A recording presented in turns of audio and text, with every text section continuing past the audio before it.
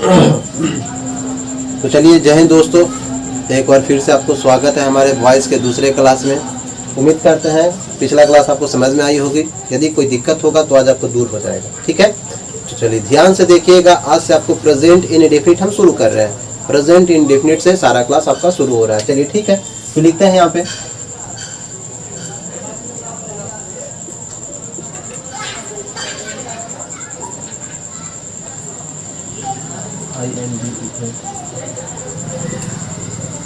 Present indefinite.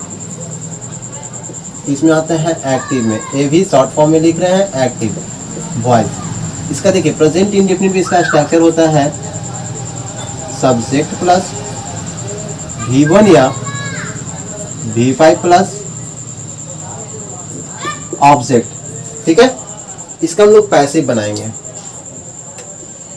PV. क्या बनाएंगे? PV passive, ठीक है। तो यहाँ पर ये जो ऑब्जेक्ट है वो पहले आ जाएगा, यानी कि यहाँ आएगा। तो क्या हो जाएगा? New subject. क्या हो जाएगा? New subject. उसके बाद में हम आपको बताएं कि वर्ब का एक्स्ट्रा वर्ब रूप आता है, फॉर्म आता है, जिसको हम आपको कल बताए थे पिछला क्लास में कि इज एम आर का प्रयोग होता है। किसका प्रयोग होता है? इज एम आर का। चलिए, अब ये जो वर्ब है ये किसी भी रूप में रहे उससे इसको कोई मतलब नहीं। ये चेंज होगा सिर्फ और सिर्फ किसमें? V3 में। किसमें बदलेगा? V3 में। अब देखिए एक और आता है, यहाँ पे आता है प्रीपोजिशन, जिसको हम लोग क्या बोलते हैं? बाई। क्या बोलते हैं? बाई। उसके बाद आते हैं यहाँ, उसके बाद क्या आता है? लास्ट वाला। ये जो हमारा सब्जेक्ट है, ये क्या है? ये जो हमारा सब्जेक्ट है, यही जो है ये आकर के यहाँ पे बैठेगा। तो ये जो बनेगा ऑब्जेक्ट का स्थान पे, इसको बोलेंगे डूअर। डूअर का मतलब होता है क्रिया को करने वाला, ठीक है। ये आपका पैसिव, ये एक्टिव था, एक्टिव वॉइस का ये स्ट्रक्चर था, पैसिव वॉइस का ये बन गया। अब पहचानेंगे कैसे कि ये प्रेजेंट इंडेफिनिट का है क्या किसका है? तो देखिए ये जो है यही आपको बताएगा प्रेजेंट का है, ठीक है ना। यही आपको क्या बताएगा? प्रेजेंट का है।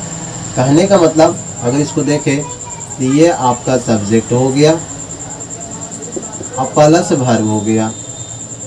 ये क्या हो गया? वर्ब हो गया। ये सब्जेक्ट हो गया, ये वर्ब हो गया। अब ये जो वर्ब है, अब इसकी बात करें, ये जो वर्ब है ये किस रूप में है? ये प्रेजेंट रूप में है, ठीक है। अगर यहाँ पे भी देखें तो ये सब्जेक्ट है, ये वर्ब है, और ये जो वर्ब है किस रूप में है? प्रेजेंट के रूप में है। तो हम लोग जानते हैं कि जो प्रेजेंट के रूप में है वो किसको कहेंगे? इंडेफिनिट को। यहाँ पे भी ये वर्ब जो है ये वाला ये किस रूप में है? प्रेजेंट रूप में है। ये क्या हो गया? इंडेफिनिट। अब पैसिव कहाँ से बना? तो देखिए V3 plus by plus doer, यही जो है ये क्या बनता है? पैसिव बनता है, पैसिव बनता है, ठीक है ना। इतना ही पार्ट्स पैसिव बनता है। ये आपको बताता है कि ये किस टेंस का है, ठीक है। उम्मीद करते हैं समझ में आ रहा होगा। एग्जाम्पल देखिए, जैसे बोलेगा यू बीट मी। क्या बोला? You beat me. अब देखिए ये तो आपको एक्टिव वॉइस में हो गया, इसको पीवी बनाएंगे। ये किस में है? ये एक्टिव वॉइस में है। इसको हम लोग क्या बना रहे हैं? पीवी बना रहे हैं। ये जो मी है, मी ये तो ऑब्जेक्टिव स्थान पे है। अब इसको सब्जेक्ट बनाएंगे तो ये फर्स्ट में आएगा। जब फर्स्ट में आएगा तो क्या लिखाएगा? आई लिखाएगा। क्या लिखाएगा? आई। आई के साथ में हेल्पिंग वर्ब एम लगता है। क्या लगता है? एम लगता है। एम हो गया। उसके बाद में कहें कि ये जो मेन वर्ब है ये किसी भी रूप में रहे, किस में बदलेगा? V3 में। किस में बदलेगा? V3 में। तब बीट का B10 क्या हो गया? B10। उसके बाद क्या आएगा? प्रीपोजिशन में बाई। उसके बाद डूअर। यहाँ डूअर कौन है? सब्जेक्ट। अगर सब्जेक्ट यू है तो यू के स्थान पे कौन हो जाएगा? यहाँ पे मतलब कहने का मतलब ये सब्जेक्ट में क्या है? यू है। तो यू जब ऑब्जेक्ट के स्थान पे जाएगा तो इसका ऑब्जेक्टिव केस में भी यू ही होता है, ठीक है। तो कहेगा I am beaten by you, ठीक है ना। इसका हिंदी क्या हो रहा था कि आप मुझे पीटते हो। आप मुझे पीटते हो। यहाँ पे क्या हो रहा था? होगा हिंदी मैं आपके द्वारा पीटा जाता हूँ। मैं आपके द्वारा पीटा जाता हूँ। पीटने का कौन काम कर रहा है? आप ही कर रहे हैं। यहाँ पे डायरेक्ट में बता दिया गया कि आप पीटते हैं मुझे। यहाँ बोल रहा है कि मैं आपके द्वारा पीटा जाता हूँ। कहने का मतलब यहाँ पे भी पीटने वाला कौन है? आप ही है। यानी कि डूअर कौन है? आप है। कर्ता डूअर, आप है क्रिया को करने वाला। ऑब्जेक्ट जिस पे फल पड़ेगा वो कौन है? मैं हूँ। यहाँ भी मुझे ही पीटा जा रहा था, यहाँ भी आप ही पीट रहे थे। ठीक है, बस इतना ही। देखो यहाँ पर जो बाई आता है ना, ये जो बाई आता है इसी का हिंदी होता है के द्वारा। ठीक है ना, बाई का हिंदी के द्वारा होता है। मेन वर्ब पीटना, पीटना। ताहूती हूँ, यहाँ से पता लग गया। क्लियर? उम्मीद करते हैं समझ में आ रहा होगा। ये आपका पॉजिटिव स्ट्रक्चर था। अब इसका नेगेटिव बनाएंगे। ठीक है, चलिए देखिए नेगेटिव में क्या होता है।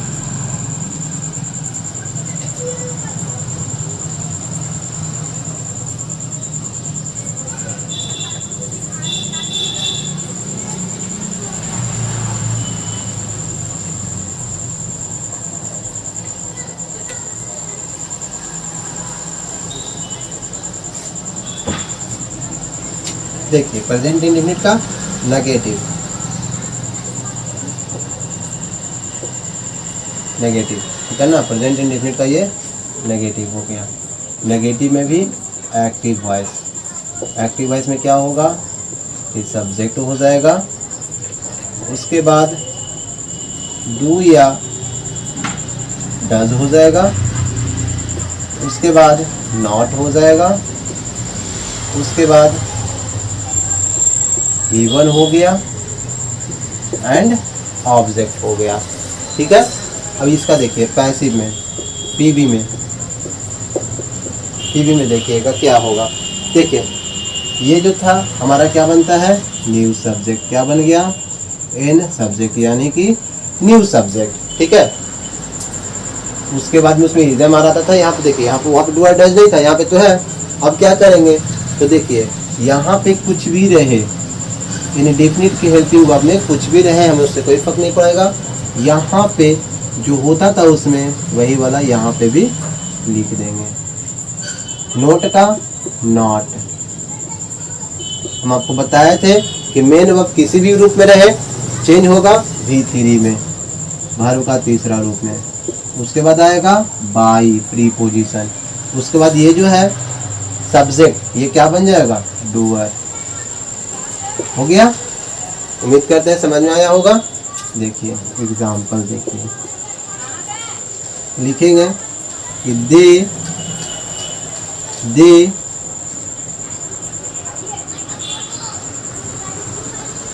डू नॉट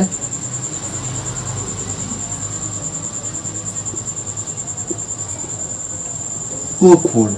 ये हो गया। अब इसका पीवी बनाएंगे। क्या बनाएंगे? पीवी। तो हो जाएगा फूड इज, फिर आ जाएगा नॉट, कुक का क्या हो जाएगा? कुकड हो जाएगा। V3 cooked. प्रीपोजिशन आएगा बाई। अब दे का क्या होगा? देम। दे का क्या हो गया? देम। यहाँ बोल रहा था कि वे लोग भोजन नहीं पकाते हैं। ठीक है, यहाँ क्या होगा? भोजन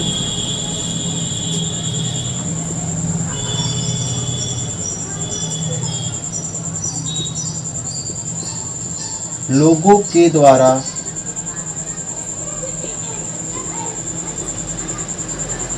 नहीं पकाया जाता है।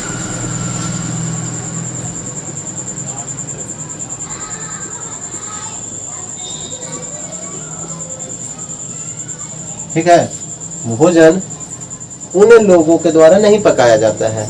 ठीक था, यहाँ पे क्या बोला था कि वे लोग भोजन पकाते हैं, और यहाँ पे क्या हो रहा था कि वे भोजन उन लोगों के द्वारा, फिर वे लोगों के द्वारा नहीं पकाया जाता है, ऐसे करके। ठीक है, देखिए एक चीज़ दिखाते हैं, इम्पॉर्टेंट पॉइंट है वो, ठीक है ना, इसको आप याद कर लीजिएगा तभी बनेगा। जैसे कि आई, ये हो जाएगा सब्जेक्टिव केस,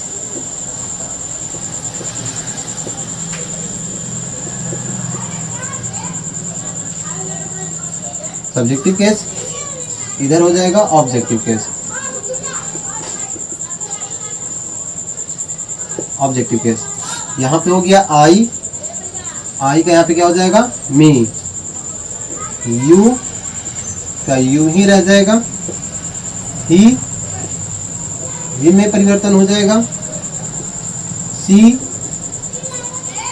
हर में परिवर्तन हो जाएगा, ठीक है। और कुछ है, दे में परिवर्तन हो जाएगा, वी अस में परिवर्तन हो जाएगा, ठीक है ना। आई का मी, यू का यू, ही का हीम, सी का हर, दे का देम और वी का अस, ठीक है। एक बार फिर से, आई का मी, यू का यू, ही का हेम, सी का हर, दे का देम और वी का अस। क्लियर? तो ये चीज़ रह गए, मतलब सब्जेक्टिव केस में ये होता है, ऑब्जेक्टिव केस में ये। अगर ये ऑब्जेक्ट को हमको सब्जेक्ट बनाना है तो इस रूप में लिखेंगे, अगर हमें सब्जेक्ट को ऑब्जेक्ट बनाना है तो इस रूप में लिखेंगे, ठीक है। उम्मीद करते हैं समझ में आ रहा होगा, ये चीज़ याद कीजिएगा तो आपको ये सारा चीज़ बन जाएगा। क्योंकि हमको यहाँ पे यहाँ भी लाना होता है, यहाँ पे भी लाना होता है। जैसे कि दे का यहाँ पे क्या लागे, नीचे लाएंगे तो क्या हो जाएगा, देम। लेकिन यही अगर इस स्थान पर रहता दे, देम, और इसको हमको प्रथम में लाना तो क्या लिखेंगे, दे, ठीक है। चलिए इरेज करते हैं। इंट्रोगेटिव, अब क्या कराएंगे, इंट्रोगेटिव।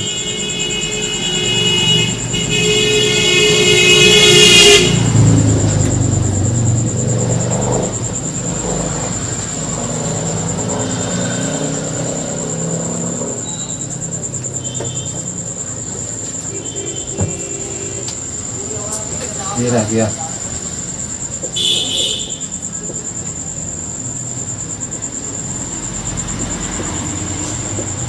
इंट्रोगेटिव, ठीक है। इंट्रोगेटिव में क्या होगा देखिएगा, इंट्रोगेटिव में होता है कि डू ऑब्लिक डज, उसके बाद में क्या हो गया, सब्जेक्ट, उसके बाद में V1, उसके बाद में ऑब्जेक्ट, उसके बाद में क्वेश्चन मार्क, ठीक है। यही ना होता है। अब देखिए इसको हम क्या लाएंगे, प्रथम में लाएंगे।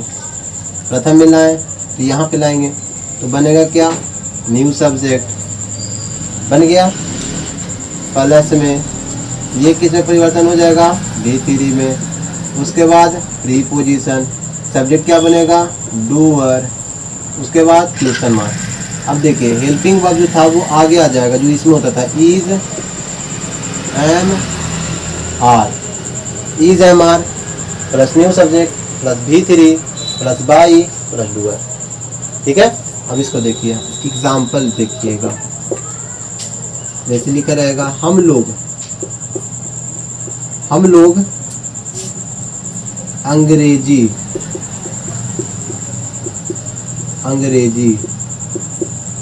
पढ़ते हैं, यह है ना लिखा हुआ। अब इसको बनाएंगे, हम लोगों को क्या होगा, वी, उसके बाद आ जाएगा रीड,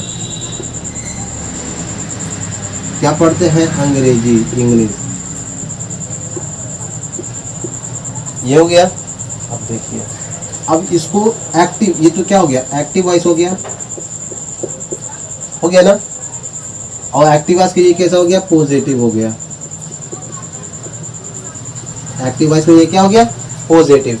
लेकिन इसी को इंट्रोगेटिव रहता तो क्या होता, इंट्रोगेटिव में होता है कि डू वी रीड इंग्लिश, ठीक है ना, डू वी रीड इंग्लिश। इसका हिंदी क्या हो जाता कि क्या हम लोग अंग्रेजी पढ़ते हैं, क्या हम लोग अंग्रेजी पढ़ते हैं। ऐसे करके इसलिए बता रहे हैं क्या क्या कुछ समझ में आए, ठीक है ना। इसको हम लोग क्या बना दिए, इंट्रोगेटिव बना दिए। तो वो क्या, हम लोग अंग्रेजी पढ़ते हैं। अब देखिए हमें क्या बनाना है, पैसिव बनाना है, पीवी बनाना है। क्या बनाना है, पीवी बनाना है, ठीक है। ये हमारा क्या हो गया था, एक्टिव में हो गया। ये अभी भी किस में है, एक्टिव में है, इसका पीवी बनाएंगे तो अंग्रेजी का आ जाएंगे बाहर लेकर के, तो इंग्लिश हो गया। अब इंग्लिश के साथ में लगता है इज या एम या आर, तो इज फर्स्ट में क्या हो जाएगा इज। रीड का भी3 क्या होगा रीड ही हो गया, इज इंग्लिश रीड। उसके बाद में आएगा प्रीपोजिशन बाई, उसके बाद में आएगा डूअर, ये बनेगा। यहाँ पे जाएगा तो क्या हो जाएगा अस प्रत्युत्तर में। अब हिंदी क्या हो जाएगा, क्या अंग्रेजी हम लोगों के द्वारा पढ़ा जाता है, क्या अंग्रेजी हम लोगों के द्वारा पढ़ा जाता है। क्लियर, उम्मीद करते हैं समझ में आया होगा। ठीक है, तो इसका आपको नेक्स्ट वीडियो में नेगेटिव और WH वर्ड इसको बताएंगे, मतलब इंट्रोगेटिव नेगेटिव और WH वर्ड से नेक्स्ट में। ठीक है, अगले क्लास में। तब तक के लिए जो अभी तक नहीं जुड़े हैं हमारे चैनल से तो कृपया कर जुड़ जाए।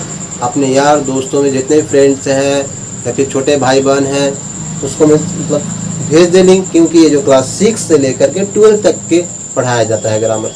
क्लास 6 से लेकर के 12 तक के सभी बच्चे यहाँ पे पढ़ सकते हैं, कोनो दिक्कत की बात नहीं है। प्लस में उन्हें सरल तरीका से पढ़ाया जाता है तो आपको समझ में आएगा।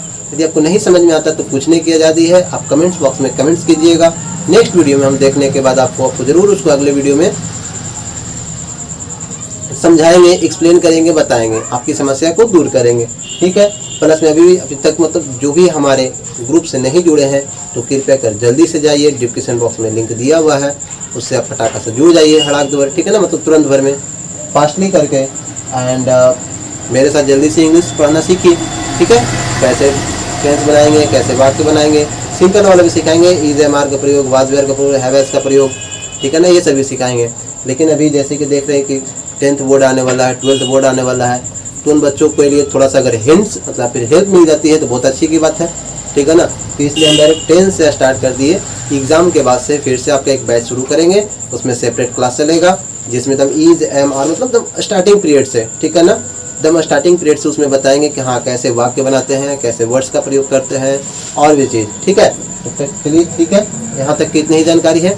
और एक ही अनुरोध है कि वीडियो को शेयर जरूर कीजिएगा, पसंद आएगा तो लाइक कीजिएगा। ठीक है, तो चलते हैं, मिलते हैं नेक्स्ट वीडियो में। जय हिंद।